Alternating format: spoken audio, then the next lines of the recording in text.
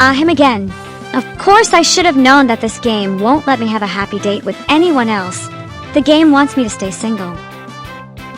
In fact, it gives you depression. First by playing rank with randoms, second by the green wraith. Anyway, some of you might already know this, but now in Cryptic mode, you can actually hold hands with your fellow survivors. This is quite a nice improvement, especially if you're still single and want to experience holding hands with someone. Maybe the devs knew you're still single after all? Feel screwed, right? Using this newest feature, I asked a stranger in the main chat to hold hands with me while exploring the manor. We role-played as a couple in the game and eventually became friends. I remember that holding hands while exploring the manor felt quite different from going it alone. Well, this is what I'm talking about. A lot of things happened during our little roleplay that day, and I kinda want to share just how fun it is to explore the manor as a pair, hand in hand, like we're ready to face the world together. So here's the story. As an obvious pair in the game, we started our exploration by posing as Ada and Emil. We enter the manor through the second floor, similar to how a burglar would invade a military base and get shot in the end. No! Emil fell on the first try, and I kept holding his hand. Not because I love him, but because I'm learning how to commit burglary from him. Entering the manor hand in hand, we stopped at an intersection and looked into each other's eyes. The whole scene was similar to a young, lovely couple getting confused about what movie to watch, whether romance or comedy, before deciding it's better to just watch Manchester United instead. However, we picked a route in the end and started looting. I'm not gonna loot anything because it doesn't matter whether I loot something or not. I'll still be broke the next morning. So Emil picked up all the loot, and I told him to go ahead. We met the green grandpa along the way, skipped him altogether, and then he started chasing us. Maybe the grandpa loves me, or wanted to collect the rent from me.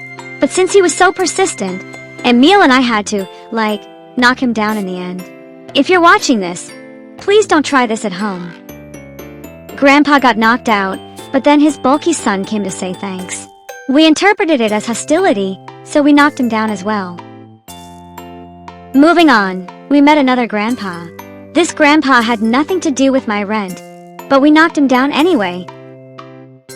And Emil still held my hand while we were running together, hopefully not running away from responsibility. We then met the Wraith, who couldn't stand the mighty couple. Even the Wraith had to surrender to the power of burglary.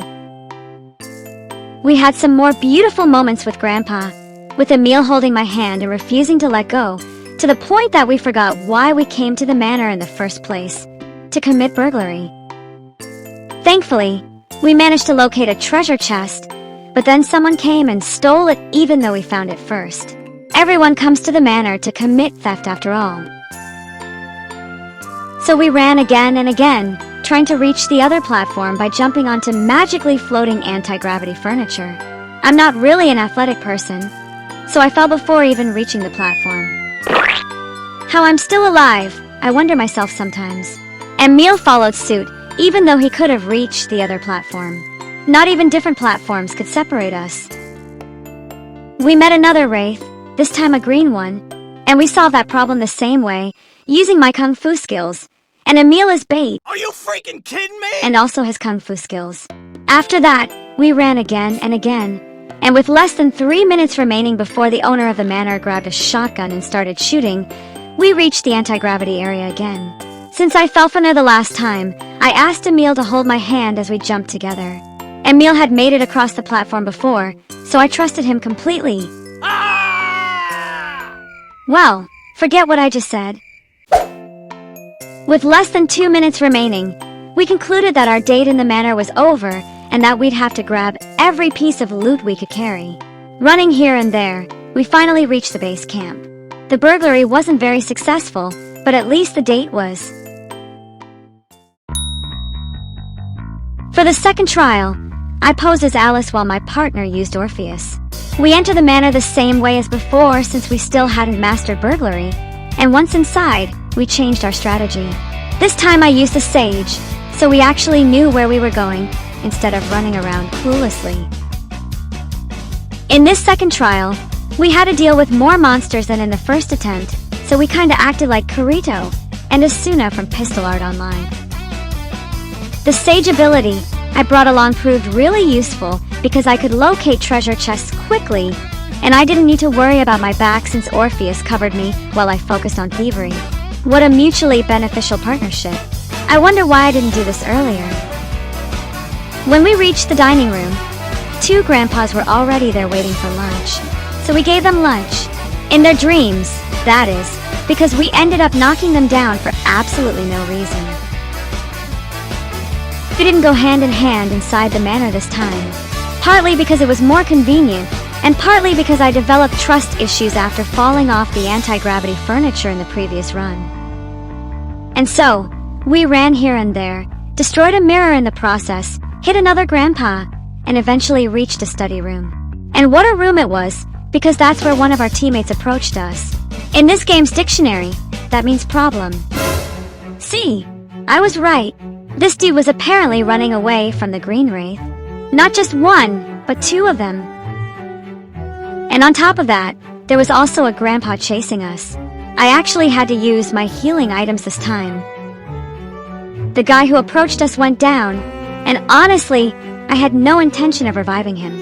I was ready to let him die and loot his items, maybe even teabag him in the process. Thankfully, Orpheus was still kind enough to revive him.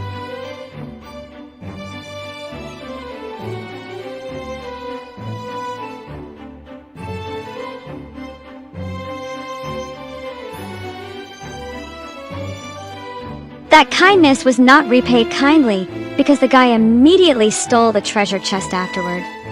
And that's exactly why I wanted to let him die. At least he left something useful behind for us. Before we knew it, time was running out, so we headed back to the base camp. We managed to loot some good stuff from the manor, but the date felt less like an actual date and more like entering a war zone. After that, we tried another couple, with me as Emma and my friend as Emily. Entering the manor from the 2nd floor as always, we used the same strategy as before. I detected treasure, and my Emily provided backup. Things were going well so far, with both of us locating a treasure chest in less than 2 minutes. I found some more treasure myself, but wasn't willing to take it because, like I said, I'll still be broke the next morning. We met a grandpa who seemed really keen on getting his butt kicked, so we gladly kicked his butt as well. The place where we beat him happened to be the anti-gravity furniture area, so of course I failed to jump across the platform. Well, hello there! Since we both failed the jump, we looted the available treasure chest and ran out of the room. Emily confidently took the lead, which immediately led to her getting caught in a bear trap. I honestly wanted to teabag her, but nah, I still have a heart, so I helped her instead. Along the way, we met even more monsters.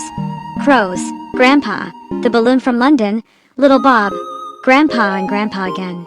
We met so many grandpas today that I started wondering if this game should be renamed Grandfather House Online. At some point, we met the Pale Man. The easiest way to deal with him is to stay quiet, but apparently one of the grandpas we met didn't know how to do that. While he was chasing us, he accidentally angered the Pale Man, who immediately started hacking him with his claws. The grandpa's fury then turned toward the Pale Man, and what followed was a fight more entertaining than watching the World Cup final.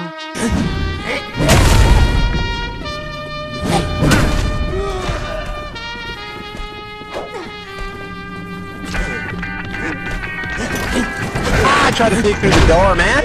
Can't make it. Can't make it. The shit's stuck. Out of my way, son! Door's stuck! Door's stuck!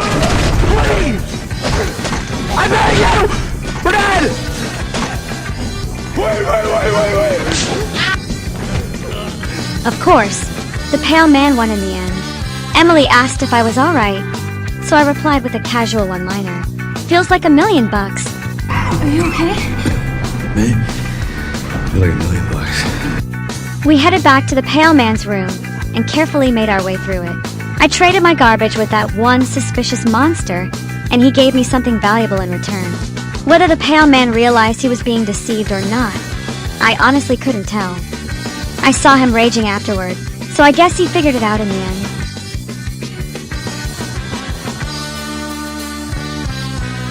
We held hands again, and with less than 3 minutes remaining, we decided it was time to wrap up our mission. Holding hands like this feels really nice. No one can separate us. Except for the Wraith. And this one was green, so I kinda panicked. I parried his first attack, but the second one landed on me and dealt massive damage. If it weren't for Emily using her skill, I'd probably be dead. So I decided to jump off the platform and run away as fast as I could. Sometimes it's better to run away from something you can't beat. Thankfully, I managed to make it out of the manor, met Emily once again, and concluded our mission. The third run felt like a date that somehow turned into a comedy, even though we were aiming for romance. To conclude, I actually like the new holding hands feature. Not only can you hold hands and roleplay as a couple, but the feature also lets all 4 players enter the manor while holding hands like, you know, that one locomotive you saw in Minnesota or something. Though, if you're more of a solo player, or just a little gremlin, this feature probably won't be that useful. It all depends on how you want to play. I'll be sharing more of my experiences with this game later on. Feel free to share your own experiences as well, or let me know if you'd like to see more Cryptic Notes content. Thanks for watching, and have a good day.